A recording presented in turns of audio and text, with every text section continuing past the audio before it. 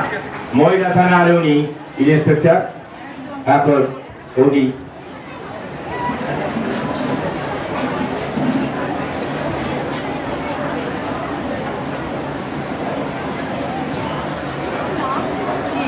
সবাই ভালো আছো?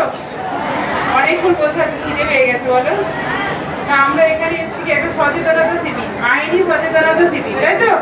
এখানে এসছে অনেক বিশিষ্ট গুণীজন, সবাই বক্তব্য রেখে গেছেন। আমাদের ম্যাডাম এসছিলেন, লার্নেট ম্যাডাম, লার্নেট পিপি সাহেব বসে আছেন, অনেক অ্যাডভোকেট, আমার সবাই পরিচিত। সবাই বসে আছে তোমাদের সচেতন করার জন্য, তাই তো? এবং তার সাথে আমার সামনে যারা আছেন গার্জেন, অডিয়েন্সও সচেতন হবেন, গার্জেনরাও সচেতন হবেন, বাচ্চাদের সচেতন করবেন, তাই সচেতন হবে তো? কি নিয়ে সচেতন হবে? আইনি ভাষাগুলো তোমরা বুঝবে না, তাহলে তোমরা যাতে বিপদে না পড়ো তার জন্য আমরা সচেতন করছি তোমাদেরকে। তাহলে তোমরা আগে কি করবে? পড়াশোনা করে মন দিয়ে, তাই তো? দেখো ওখানে লেখা আছে কি শিশুর মধ্যে ঘুমিয়ে থাকে জাতির ভবিষ্যৎ, তাই তো?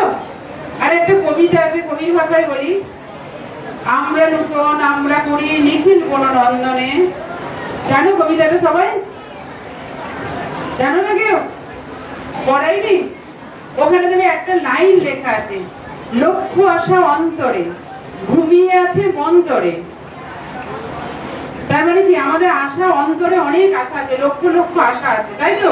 ওই যে স্বপ্ন দেখার কথা উনি বললেন, আমাদের স্যার বলে গেলেন স্বপ্ন দেখার কথা। তাহলে আমাদের স্বপ্নটা কি দেখবো? জেগে জেগে তো? তাহলে অন্তরের মধ্যে লক্ষ লক্ষ আশা আছে। কি হবো? পড়াশোনা করবো, নিজের পায়ে দাঁড়াবো, বড় হবো, হয়ে কেউ আমরা তো জাতির ভবিষ্যৎ, জাতি তৈরি করতে গেলে কি করতে হবে? একটা সমাজ গঠন করতে গেলে সেখানে ডাক্তার, উকিল সবাই তো থাকবেন, শিক্ষক থাকবেন, পুলিশ অফিসার আমরা আছি, কারণ তোমাদের আরামবাগে মহিলা থানা আছে, সেখানে একজন আমি আছি অফিসার ইনচার্জ, তোমরা হবে, আমি তো সারা জীবন থাকবো না। জাজ সাহেব আছেন, ম্যাডাম এসে বললেন, উনি আছেন, তাহলে তোমরা কি হবে? বড় হয়ে তাহলে এইগুলো তো লক্ষ লক্ষ আশা অন্তরে রাখো। সেই লক্ষ্য আশাগুলো কি আছে? পাপড়ি পাতার বন্ধনে, কবিতার লাইনে ওটা ওইভাবেই বলা আছে। তার মানে কি অন্তরে আছে বন্ধনে, মানে পাপড়ি যেমন ফুলের পাপড়ি একটার পর একটা থাকে, ঠিক সেইভাবে গুছিয়ে গুছিয়ে তোমাদের মনের আশাগুলো অন্তরের মধ্যে আছে। আমি এইভাবে তোমাদেরকে বলছি কেন বলো তো?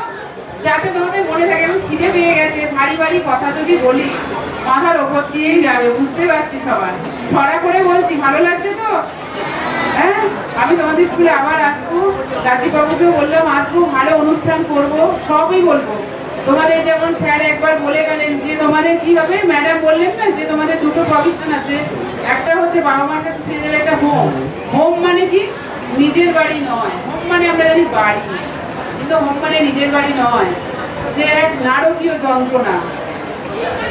কারণ আমাদের কাজটা তো আমরা করবো, তোমরা বিপদে পড়লে যা হলো, বাবা মা এরা কমপ্লেন করলো, আমি এরকম গিয়েছিলাম, একটা হোম আছে হুগলিতেই আছে, যে বাগানটা হোমে বাচ্চা মেয়ে পড়তে পড়তে চলে গিয়েছিল। তা সেই হোমে যখন ঢুকছি তার বক্তব্য রেকর্ড করার জন্যে, তখন দেখছি একটা পাগল এসে আমার পুরো পায়ের উপরে কামড়ে দিল। তাহলে আমি কতটুকু সময় গিয়েছিলাম? আমি গিয়েছিলাম 1 ঘন্টা সময়। সেই হোমে তোমাদের 24 ঘন্টা তাদের সাথে থাকতে হবে। সেই হোম নিয়েও বলবো, সমস্ত কিছু বলবো। আজকে আমি আর কিছু বলছি না, সামনে হোলি আছে, তোমরা সবাই আনন্দ করো, খুব খুব আনন্দ করবে, মজা করবে। গুড টাচ ব্যাড টাচ ওনারা বলেছেন, আমি ডিটেলসে বলবো। কারণ আমাকে একজন পুষ্প দিয়ে সম্বর্ধনা করলেন, তাকে আমি বললাম যে তুমি এটা রাখো, এবং তার কপালে আমি চুম্বন রেখে দিলাম।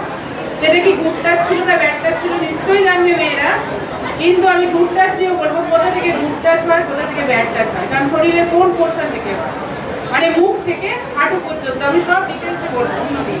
কারণ তোমাদের সবার খিদে পেয়ে গেছে, তাই তো? সবই বলবো, স্কুলে আসবো। আর তোমরা যদি চাও, ওনারা বলবেন তো, ওনাদের তো বলতেই হবে, সেগুলোও সব বলবো। তা তোমরা কি করবে? লাস্টে পরিশেষগুলি শেয়ার করবে, যে কোনো জিনিস শেয়ার করবে, যে আমার কাকা এরকম আমাকে জড়িয়ে ধরলো, সে ভালোবাসা জড়িয়ে ধরাটা বুঝতে পারবে, আর ব্যাড ভাবে জড়িয়ে ধরলে বুঝতে পারবে। সেটা এসে মাকে বলো, মাকে না বলতে স্কুলে বলো, দিদিমণিকে বলো, বন্ধুদের বলো, মানে শেয়ার করো, প্রচুর প্রচুর পরিমাণে শেয়ার করো। আর তোমরা মাথাতে একটা করে নাম্বার, আজকের পর থেকে থানার ফোন নাম্বার মুখস্থ রাখবে, আইনি পরিষেবা এই নাম্বারও মুখস্থ রাখবে। তোমাদের মাথাতে তো অনেক কিছু মুখস্থ থাকে, আমাদের যেমন মুখস্থ থাকে, তাহলে তোমাদেরও মোবাইল নাম্বারগুলো মুখস্থ রাখতে হবে। তাই তো? করবে তো সব? সবাই ভালো থেকো, সামনে হোলি আসছে, ভালো করে খেলো, এনজয় করো। সরকারি সমস্ত সুযোগ সুবিধার কথা বলবো তোমরা নেবে। আমরা যেটা বড় হয়েছি, পড়াশোনা করেছি, এত সুযোগ সুবিধা পাইনি, তোমরা খাবার দাবার সব পাচ্ছ, সমস্ত কিছু আপনাদের বলবো। আজকে সবাই ভালো থেকো, সবাইকে আমার কৃতজ্ঞতা, ভালোবাসা। হ্যাঁ, সবাই ভালো থাকবেন।